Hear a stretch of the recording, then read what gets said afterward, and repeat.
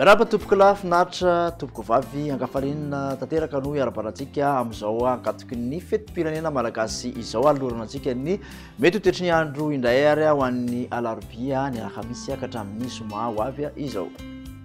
Ao anatin'ny telo andro manaraka dia ny tsokany an'izay manifaka hatrany no andrafitra ny mety ho toetry ny andro amin'ny ankapobeny ny atmosfera tsy maro toerana no iteraka ritangolondrahona hitantsika aty amin'ny afovoantany sasatsasany tahaka ny hitantsika amin'ny sary azo avy amin'ny sanabolana fa ankoatr'izay zany dia ny faritra maina aloha no tena isongadina ao anatin'ny telo andro manaraka.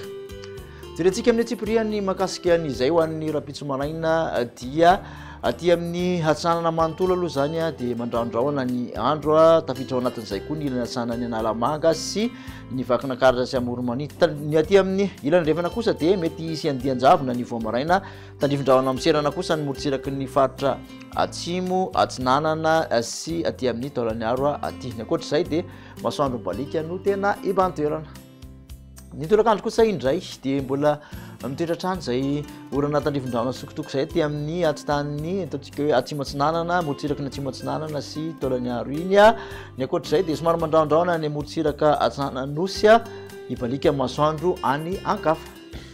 Makasika ny tombatombana ho an'ny maripana kosa indray dia tombananao 20 ka hatramin'ny 20 mafana indrindra aty amin'ny faritra afovoantany. Morotsiraka atsinanana moa dia 5 ka hatramin'ny 7 degré celsius ny mafana indrindra, mihoatra ny 30 kosa aty amin'ny morotsiraka andrefan'ny nosy rehetrarehetra iny. Raha ny manerana nosy kosa no jerena aloha dia any Maevatanana sy Mahajanga no hafana indrindra ho an'ny rapitso alarobia 30 degré celsius. Toeantsika trano zay toetry ny andro zay makany amin'ny alakamisy kosa indray dia mitoetra ny andianjavona voamaraina aty amin'ny ilana sanany afovoantany indrindra moa fa aty amin'ny tapany atsimo misy orana malefaka aty amin'ny morotsiraky ny Ambatsoa sy Analanjorofo ny Antala ny ankoatr'izay kosa dia ibantoerana ny masoandro mibarika.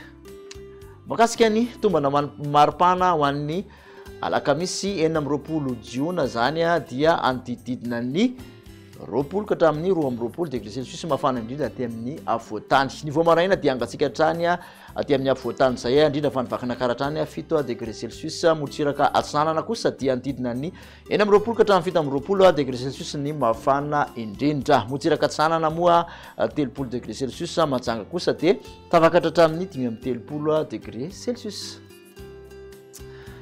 Amaranantsika ny toetry ny andro ny zoma ny andianjavona voamaraina dia aty amin'ny ilana sanany afovoantany hatrany no tena ahitana azy ny orana malefaka miatoato morotsiraky ny Ambatsoa sy Analanjorofo sy Toamasina ny ankoatr'izay fandimby ny rahona sy ny masoandro.